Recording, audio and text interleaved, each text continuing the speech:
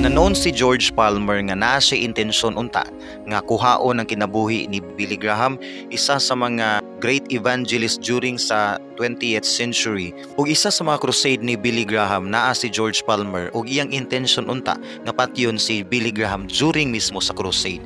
Pero so wala niya gi-expect nga didtong tungura dito na save iyang life, dito na transform iyang life, dito siya may surrender sa Ginoo. Nagdako si George Palmer nga dunay hatred, dunay unforgiving spirit, kinabuhi nga walay kalinaw, hangtod nga mihatod niya ni sa usa ka hatred ngadto sa Christianity. Ug number 1 niyang gikalagutan si Billy Graham. Tungod kay aning panahona si Billy Graham ang isa sa mga known kusog ug effective kayo nga preacher sa gospel or evangelist. You have come to hear a message. 1950s, isa sa mga crusade ni Billy Graham, ni-join si George Palmer. Apil siyang milingkod sa pila kalibo ka mga tao dito sa stadium. Ug iyang purpose patyon si Billy Graham anang panahona. Bit-bit niya iyang armas ug iyang ginatago-tago ani nga time samtang naglingkod siya ug naminaw sa preaching sa Ginoo. Samtang si Billy Graham gi-move sa Holy Spirit, nag-work ug nag-preach na sa Word of God. Ug walay choice dinhi si George Palmer ang pagpaminaw sa makadali sa pulong sa Ginoo. Dinhi siya gitandog sa Holy Spirit. Hinahinay niya nasabtan nga love day siya sa Ginoo, nga andam siya pasayloon sa Ginoo sa tanan niyang mga sala. First time niya nasabtan nga dunay God nga nagpakamatay ug nag-value sa iyang life. So wala gi-expect, hinihinay mihilak si George Palmer. Ang hatred nga nagkontrol sa iyang life nahimo na siyang humility. Og napulihan kinig usa ka klaro nga purpose og direksyon sa iyang kinabuhi. Og sa wa niya gi-expect during sa invitation ni Billy Graham kinsay mo surrender sa Ginoo. Isa siya nga mihinay-hinay og forward sa tubangan, mihilak ug miisa sa iyang kamot ug misurrender siya sa Ginoo. Anang higayuna diha niya gi-receive ang Ginoo sa iyang kasing-kasing.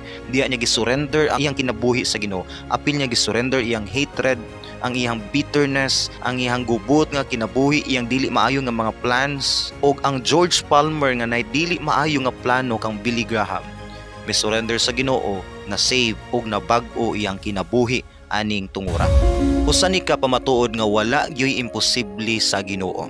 Bisag unsa pa imong record diha sa community, once maminaw lang gyud ka sa pulong sa Ginoo, dili gyud imposible nga mabag-o ka. Si George Palmer isa lang sa mga tao nga naka-experience sa power sa gospel. Pwede nimo ni ma-experience. Pwede ni ma-experience si mong uncle, si mong auntie, si mong relatives ug sa imo bakang friends. Walay gyoy imposible sa Ginoo. Hinumdumi ang Ginoo mangita gyud pa maagi nga makadungog gyud ka sa iyang mensahe. Tanan buhaton sa Ginoo nga nagi-point sa imong life nga mawalihan gyud ka sa pulong sa Ginoo sa maayong balita. Faith in Christ. Og dinhi nimo makita nga ang Ginoo nagpakabana gid sa nimo. Nagid siya concern sa imong life. Bisag kapila na ka nagdagandagan sa Ginoo, hangtod karon gipangita gihapon ka sa Ginoo. Og pinaagi nini nga message mao ni ang way sa Ginoo nga gitawag kanyag balik.